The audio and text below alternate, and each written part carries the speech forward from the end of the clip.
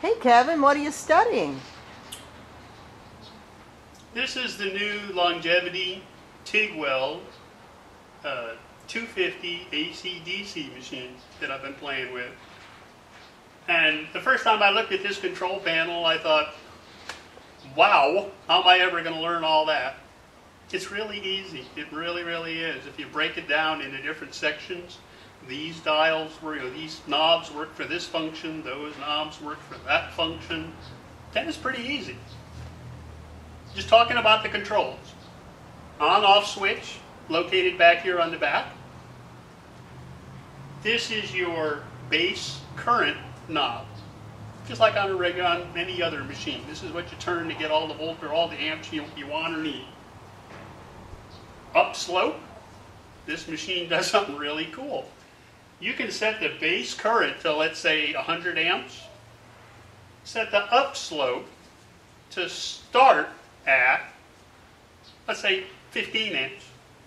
So when you pull the trigger and you start an arc, it's going to start at 15 amps and ramp itself up to 100 amps and then level off, and then you can sit there and weld.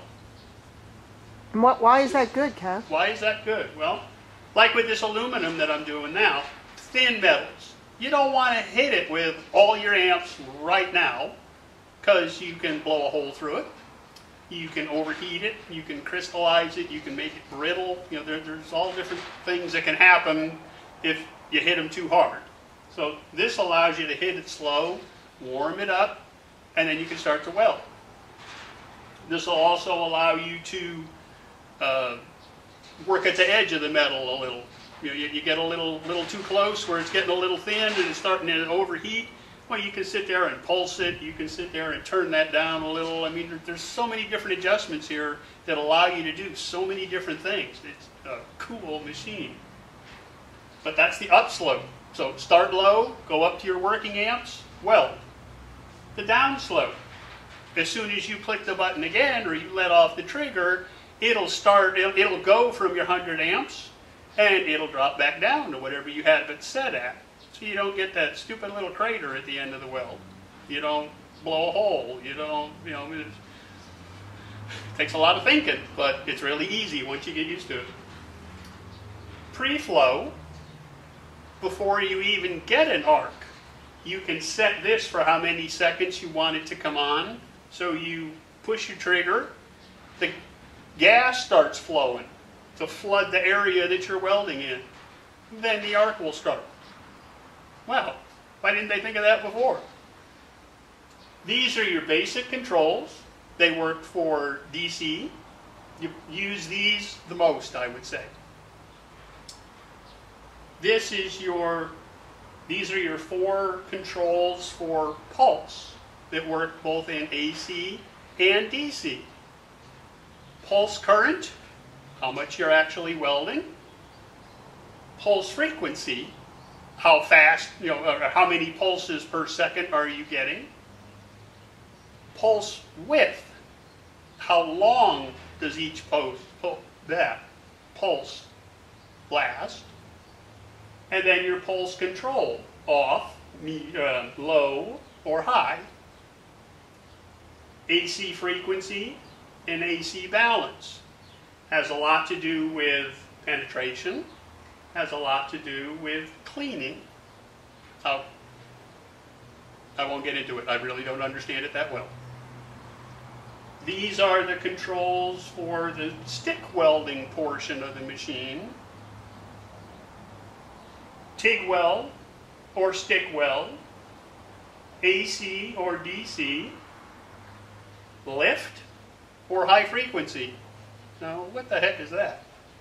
Lift is like a scratch start, like a stick welder, where you would scratch it, touch it, get it started, move it away, it ends. High frequency allows you to use either the control on the torch or the foot pedal. And then 2T and 4T. Now what are those for? 4T, that allows, 4T is for when you push the trigger and let it go. You would push it the arc would start. You can let it go, the arc will stay running. Push it again, the arc will stop. That's 4T. 2T, push it, the arc starts. You let it go, the arc stops. That's all that button does. That's it. Those are the only controls. Other than the flow meter, you got to adjust your gas flow on it. But if you, as long as you think, well, these I use the most. These I use for DC or AC. If I'm not using pulse, well, none of those matter. If I'm not using AC, these don't matter. If I'm not using stick, that doesn't matter. Come back here. Now you only have 4 knobs when you're doing DC. That's easy. Anybody can learn that. So it takes a minute. It takes a little change of frame of mind. But once you learn how the controls work, hey, it's a pretty cool machine. You can do a lot more with this machine than I can do with my Miller, my 200 synchro wave in there.